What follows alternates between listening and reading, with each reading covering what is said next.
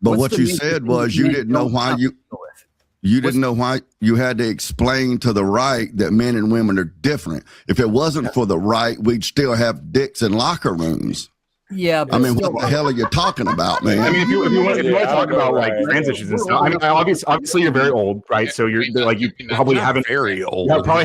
You're obviously very old, so you probably haven't like really reconciled with the fact that trans people exist and that they like have human rights and stuff, and they're going to walk around and they're not really bothering you by having a dick in their pants. That's some nice obfuscation, but can you explain to me it's just a fact, how you come up with the? It's not a fact. Can you explain to me how you? Are you saying trans people are not walking around right now? Do I get to talk? I mean, I'd rather you didn't, but I'll allow it for a moment. Of course, you rather I didn't because you don't like truth, and I'm laying some truth on you.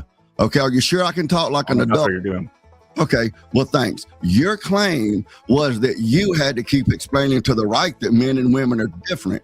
The left is what has been saying for generations. The only difference was the plumbing, and that women could do what men could do and probably do it better. And like I said, if it wasn't for the right and people like Riley Gaines, which I'm not a fan of, but I'm just giving credit where credit is due, there would still be transgenders in women's locker rooms. Why? Because it's all interchangeable and the penis doesn't matter. But because there was male and then female and then non-binary, which always blew my mind because you can't be non-binary, because if you're a third gender, then that means there's more than two genders. If you're non-binary, then you're conceding there are two genders, so you have to be one or the other. Well, I'm non-binary. Well, that's at least three genders, so binary goes away. And there were all of these them, theirs, hers, ears.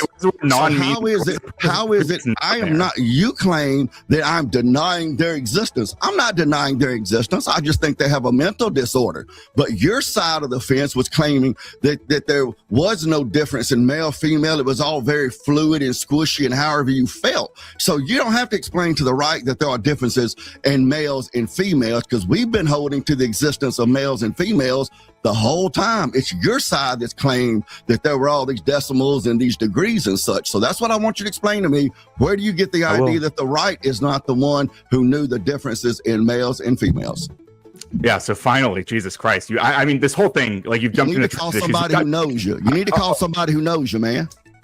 I'm just saying, you call Jesus. I'm just guessing he don't know who you are, man. Call somebody you know, like Karl Marx or somebody. Yeah, so Jesus Christ. Anyway, like this whole thing, I mean, you've been ranting about trans people. I'm happy to go into that. Like we can talk about trans issues. That wasn't a rant, but go ahead. Okay, it was. But anyway, you were talking about trans issues in your whole rant, right? And I didn't even bring up trans people. What I was talking about specifically was men who feel victimized by me talking about the different nature between men's issues and women's issues. And how women's issues are more resemble or generally have more to do with their physical safety, with the imposition of men on that physical safety, and vice versa. That issue doesn't really exist as much. Doesn't mean it doesn't exist, but it doesn't exist nearly as much. And yet a lot of people on the right feel very victimized by me saying stuff like that. And what I'm pointing out is that's a very weird thing to feel upset about. It's the same way when they talk about how, men can't get abortions, so why would we allow women to get abortions? Men don't have a say in what's happening when the baby's growing in their womb. Argue about abortions. I'm still talking. Well, you jumped to trans issues. I'm allowed to jump to another issue to make a point, right? So when I'm talking about men and women being different, and men on the right are crying about not being able to force women to carry to term against their will, right? I'm pointing, and they counter that and they argue with that by saying, men should have men don't get a say during that 9 months, which isn't really true, right? We all know that like women tend to talk to the men in their lives when they're pregnant. Even if they're getting an abortion, they're probably going to talk to men around them. This happens most of the time. But besides all that, like the fact that men don't have a say in that is because they are not experienced the pregnancy in that moment. They are not the one growing the child in the womb. And that's the argument. And we have to explain this to men because they're forgetting for some reason in this convenience, as a mode of convenience, rather, they're conveniently forgetting that men and women are different. That's what I was pointing to. But if you want to talk about how people have gender dysphoria or people identify as genders other than the one they were assigned at birth, we can have that conversation. If you want to talk about how feminism pushes people or acknowledges rather that people can do both roles in most cases, no one's arguing that like women can take over all of the hard labor jobs in the world. Obviously, men are going to be more capable of that, again, because we acknowledge, even on the left, that men and women are different. But if you want to talk about, if you want to say that we're saying, women can do anything a man can do, for the most part, on a day-to-day basis, that's kind of true in reality. And to go back all the way to the question you asked me. Stop gish galloping, man. You're gish galloping. Do I get to respond to any of these points that you're throwing out? You did the same shit to me. So to go back to the main answer, to go back to the question you asked me before all of this started, before Sarah was even talking, I don't give a damn about none of this other crying and whining. That's all I care about. Where do you get that the right doesn't know there's a difference in male and female? Don't worry, I never expected you to give a damn about anything I'm saying, and I don't expect you to listen to anything I'm saying after this point. That is pretty wise of you. Yeah, exactly. Yeah, I can obviously tell that you're not like really caring about the things I'm saying, right?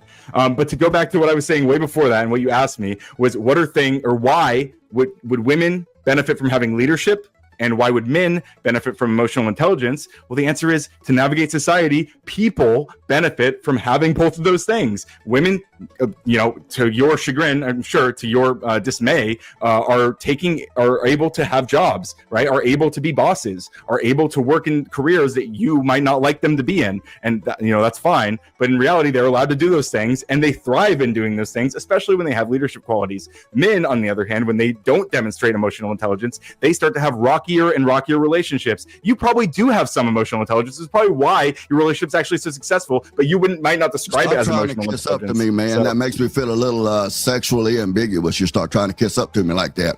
Well, I want to hear from you. What I want to hear from you, you said you don't know why you have to keep telling the right that men and women are different. What I'm wanting to know is where you get the idea that the right doesn't know men and women are different, when we've been the ones we've been the watchman on the wall protecting that truth from the left, that men and women were not different. So I'm asking you, you're the one that said that stuff out of your mouth. I'm wondering where you get the idea that we don't know that.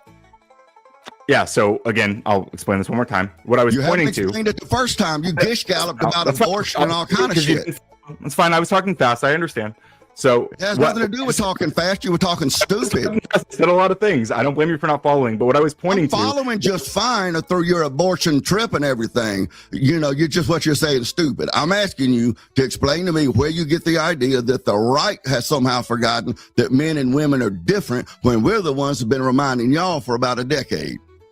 Yeah, so again, what I was pointing to is how the right seems to conveniently forget that men and women are different in certain contexts. One of those contexts is abortion rights. One of those other contexts is when we're talking about why feminism is a very different kind of movement and why women have very different concerns than men do. That's what I was describing. So let me still man your argument then. You think that because the right does not accept, promote, or condone, or agree with feminism, and because the right, well, not the whole right, but a lot of people on the right are against abortion, that it's because we forget that men and women are different. That's your argument. Well, no, that's not what I was saying, right? I think there are various reasons why people take those positions. But once again, I was pointing to a phenomenon that I observed where people on the right seem to conveniently forget that men and women are different in certain contexts, in certain conversations. One of those conversations is when we're talking about abortion. Doesn't mean every abortion conversation this phenomenon is happening, right? Doesn't mean every conversation about gendered issues this is happening, but it does tend to happen in those conversations. That's what I was saying. So because they may not agree with abortion access rights, and because they may not agree with feminism, it's because they forget they're different? How does that follow? It seems like you're conveniently not listening to me again, right? I'm not saying because they disagree with those things, right? I'm saying the way they're disagreeing with those things tends to be by using rhetoric that implies they're forgetting these things. So since they don't disagree with those things the way Ryan prefers for them to disagree, that means that they forget men and women are different? That's your argument? Can we get off this merry-go-round? I mean, I think everyone knows that's not my argument. So I don't. Maybe right. I'm trying to understand your argument. You said men were crying, right? He makes a half facetious comment. He's like men online are crying, literal right? Gospel, yes. No, Ryan said that. Ryan, you said men online were crying, right?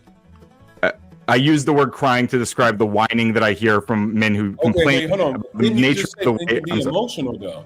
Men are allowed to be emotional, so they're literally doing what you say men should do.